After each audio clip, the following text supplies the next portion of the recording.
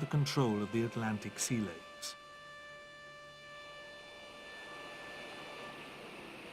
At the outbreak of war, the Admiralty takes command of all merchant shipping, and the convoy system is introduced. The aim of a convoy is to keep merchant ships together under the mutual protection of escorts. For much of the war, aircraft carriers, cruisers, and even the huge battleships are used to escort convoys. The main problem, though, is that they have to sail at the speed of the slowest ship, leaving them as vulnerable to attack as the merchant ships themselves. By the end of 1939, the figures look good.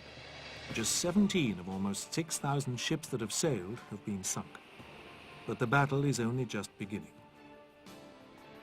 The Norwegian campaign of April 1940 depletes the Royal Navy's destroyer fleet.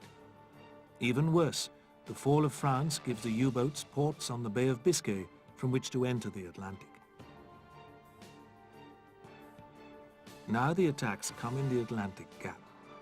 This is the center of the Atlantic, where escorts from America have left the convoy, but escorts from Britain have not yet joined. The U-boats reap a vast harvest of merchant shipping.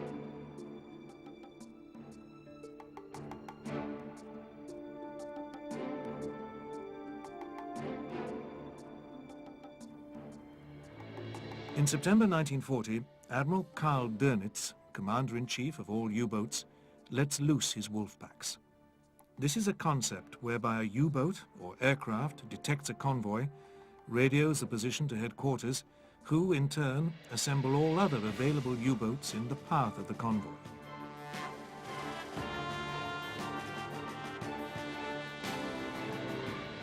In the year of 1940 alone, more than 1,000 ships are sunk, a total of 4 million tons.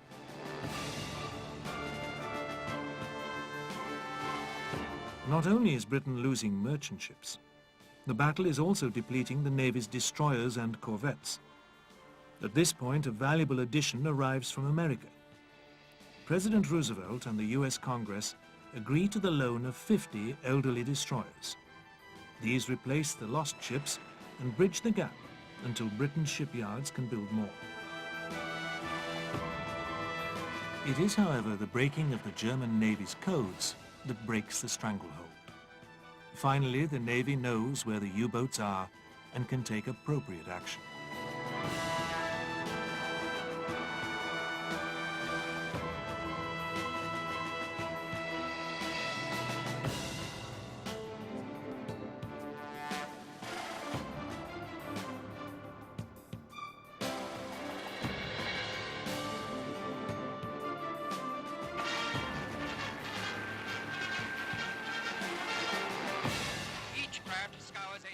Long-range aircraft begin to patrol the vast stretches of the North Atlantic, but it is still not enough.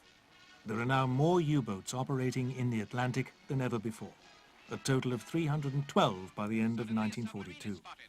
It may be a marauding U-boat caught on the surface. There's no time to be lost lest it escape by submerging.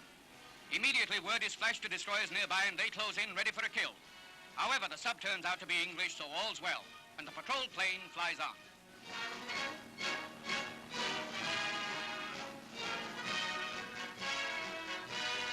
Flood of weapons from factory to fighting front. Against the convoys, the U-boat.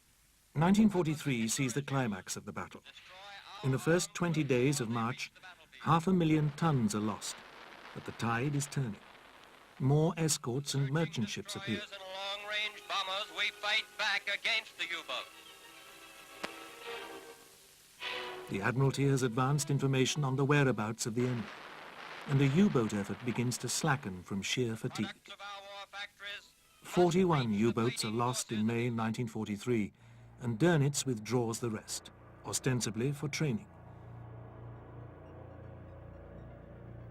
They do reappear, but never with the same venom as before.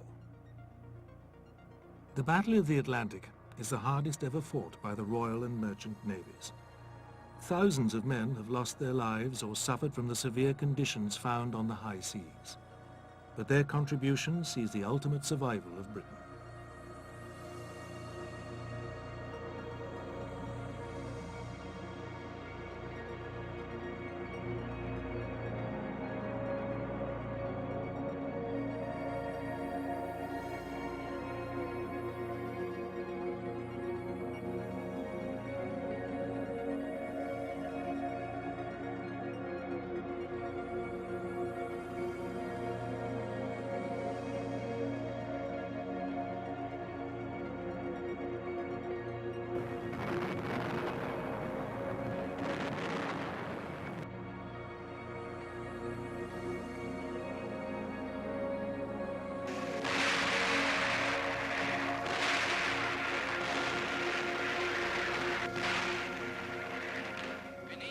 In 1940, Winston Churchill calls for specially trained troops of the Hunter class who can develop a reign of terror down the enemy coast. The result is 500-strong units called commandos, under the overall command of Admiral Sir Roger Keyes, Director of Combined Operations. These men train for amphibious landings using the lessons of the Norwegian campaign. Behind them, the Royal Engineers swing into action. They throw a pontoon bridge across in record time, so more troops can move up without delay. The span must be strong enough to support fast-moving mechanized forces, which form the spearhead of the main attack. The Royal Navy has had its own private army since the formation of the Admiral's Regiment in 1664. But the Royal Marines, as they became known, are committed on other projects. The formation of the commandos is the first sign of things to come. Operations involving all the armed forces working together.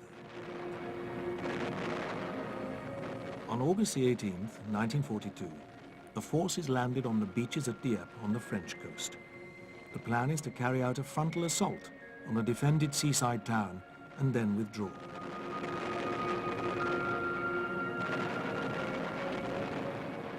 The commandos are to destroy enemy gun batteries on the flanks. Partially successful, the commandos withdraw. The main force, however, is holed up on the beach, unable to move inland.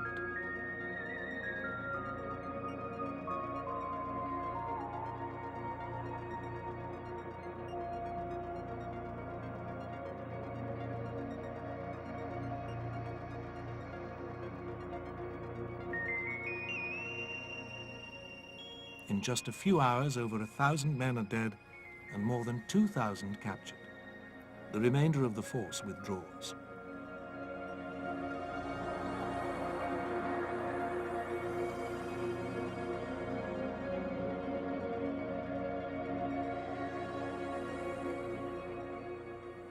The Dieppe raid is called a fiasco, but it proves to be a valuable lesson for the future.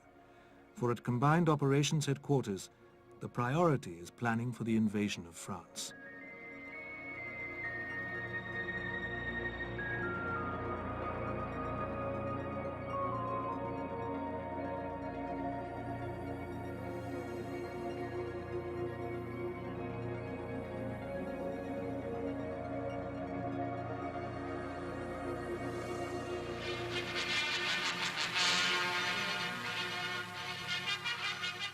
The biggest lesson is that you cannot assault a well-defended port head-on.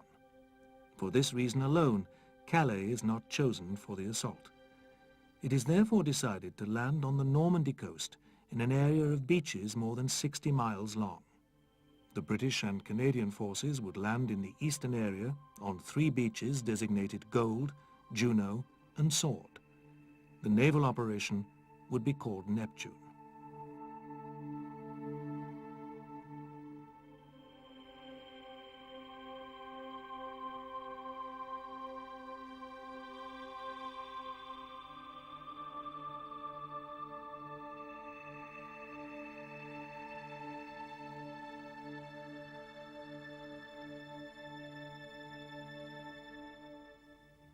The Navy's first job is to seal off both ends of the beachhead. This is to prevent attacks by U-boats and the remaining elements of the German Navy's surface forces. The second job is to prepare the beaches for the invasion.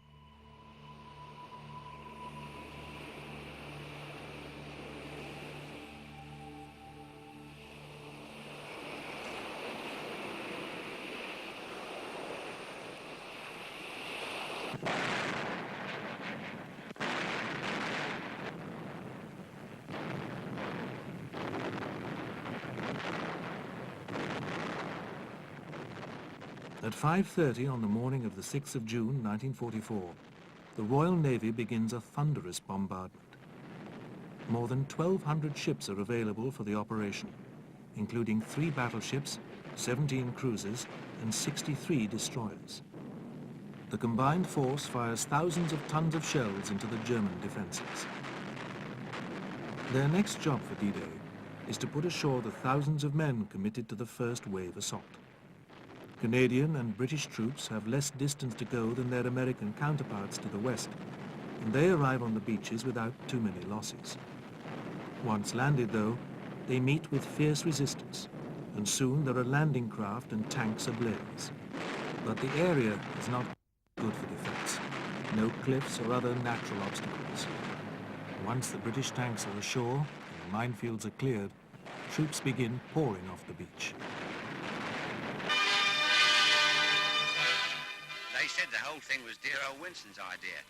A collapsible By dusk, all the beaches are secure. The Royal Navy now begins towing the mulberry harbours across the channel. Mulberries are imaginative designs that have been under construction for 2 years. They consist of huge concrete caissons to act as breakwaters and floating piers with roadways. During the build-up on the beaches, some 22,000 tons of supplies are unloaded each day from the mulberries until June the 19th. Then a gale lasting for 4 days completely wrecks the American harbour and causes severe damage to the British one. Using pieces from the American harbour, the British repair theirs, and soon the unloading continues. The main action is now ashore, and the bulk of the Royal Navy can withdraw, leaving smaller warships to continue escorting convoys across the channel.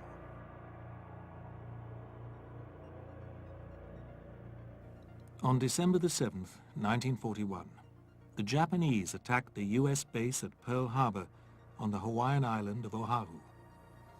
In a short time, carrier-based aircraft destroy or badly damage 7 out of 8 battleships of the US Pacific Fleet. The USA has entered the war.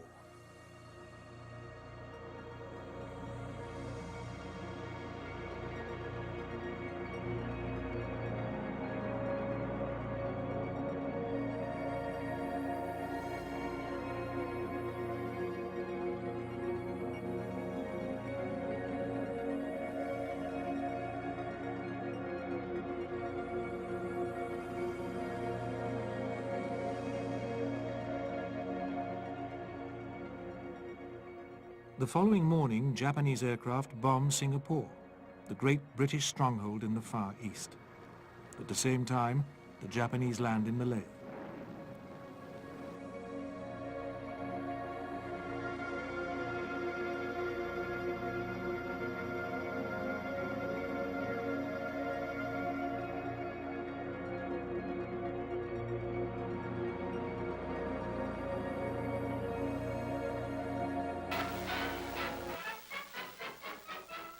On December the 8th, Vice Admiral Tom Phillips takes Force Z out of Singapore harbour, planning to attack the Japanese beachhead.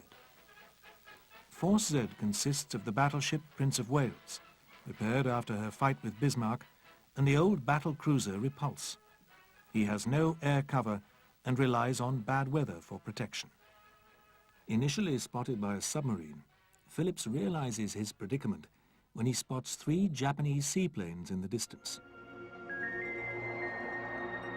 With surprise lost, he alters course to return southwards. But a strong force of Japanese bombers is on their way to attack. Around midday on the 10th of December, the ships are bombed and torpedoed. The Repulse is struck by 4 torpedoes and sinks. Prince of Wales takes hits from several bombs, and Admiral Phillips orders the crew to abandon ship. Just after 1 o'clock, she rolls over and sinks. 3,000 men, including Phillips, are lost. It is the worst British naval disaster of the war, and the first time that aircraft sink such large ships at sea.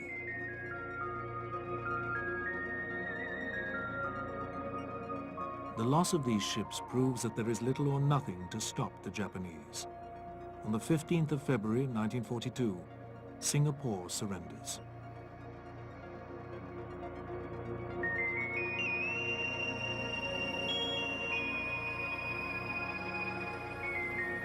This and other setbacks forced the Royal Navy to withdraw from the Eastern Indian Ocean, leaving the American carriers to turn the tide against Japan.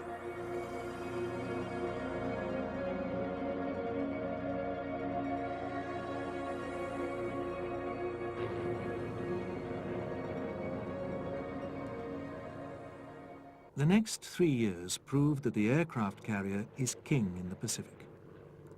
Victory at Midway for the American carrier-based aircraft just 6 months after Pearl Harbor gives the advantage to the United States. In fact, it is not too much of an exaggeration to say that the Japanese lose the war at Midway. But it is still a long road before they are finally beaten.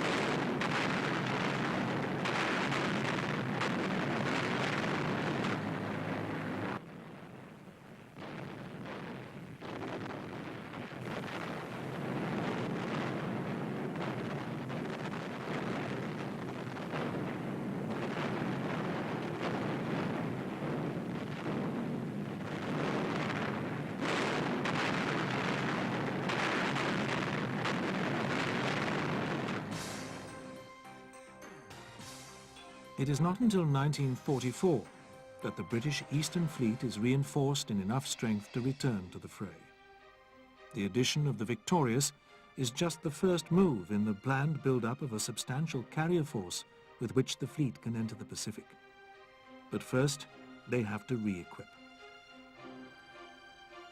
They already carry the seagoing version of the RAF Spitfire, the Supermarine Seafire. This carries an arrestor hook for deck landings and extra nose ballast to correct the center of gravity.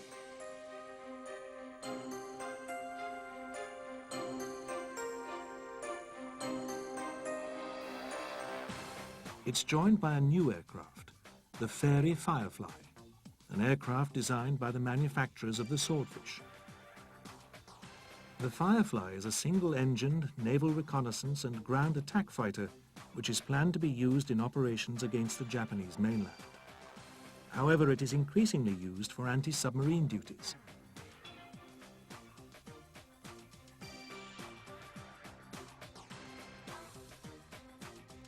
It is soon decided to add to the carrier's complement by buying from the American Navy. Among them is the Grumman F-6F Hellcat, an aircraft that had proved itself at numerous carrier battles throughout the Pacific War.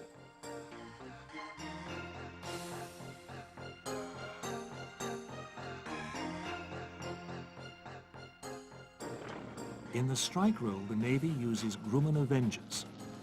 These are big, rugged, three-seat bombers that can carry either a torpedo or up to 2,000 pounds of bombs. They're also some of the most flexible aircraft in the fleet, being used for anti-submarine patrols or even close support for ground troops. After some operations in the Indian Ocean, the British Pacific Fleet, as it's now called, sails east. In March 1945, it joins the US Fifth Fleet in operations around Okinawa.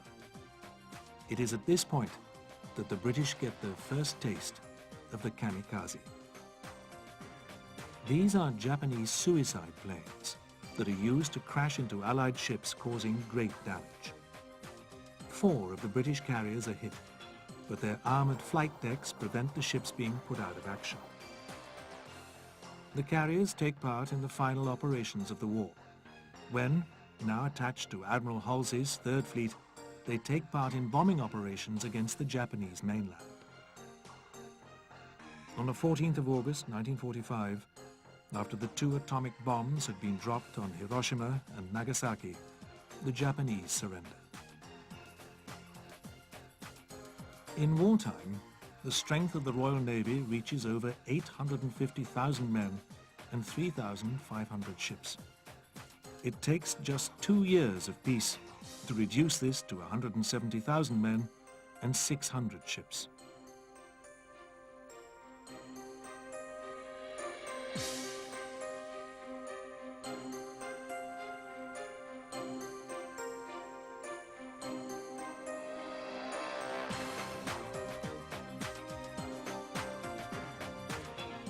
However, the big winner is the aircraft carrier, which has become the dominant ship, replacing the battleship. At the end of the war, there are no less than 57 carriers in the Royal Navy's service. The war had also given a great impetus to naval aircraft development. It is not until 1951, though, that the Fleet Air Arm first equips with jets. For the next conflict, there will still be piston-engined aircraft on the flight deck.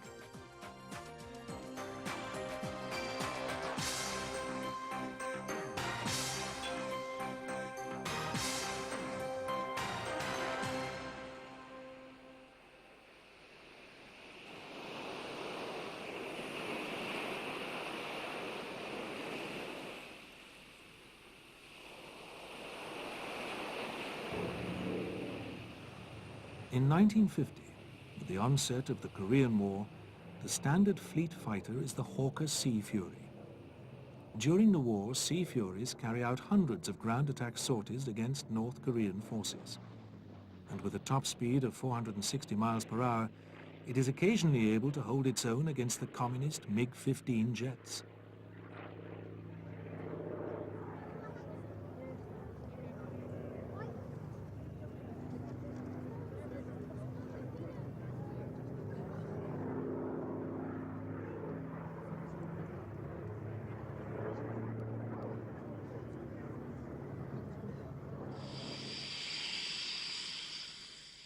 When jets finally enter service with the Fleet Air Arm, there are a number of problems to be solved with the carriers themselves. To stop a landing aircraft from potentially crashing into parked aircraft, the Navy introduces the angled flight deck, giving the pilot the opportunity to go round again after an abortive landing.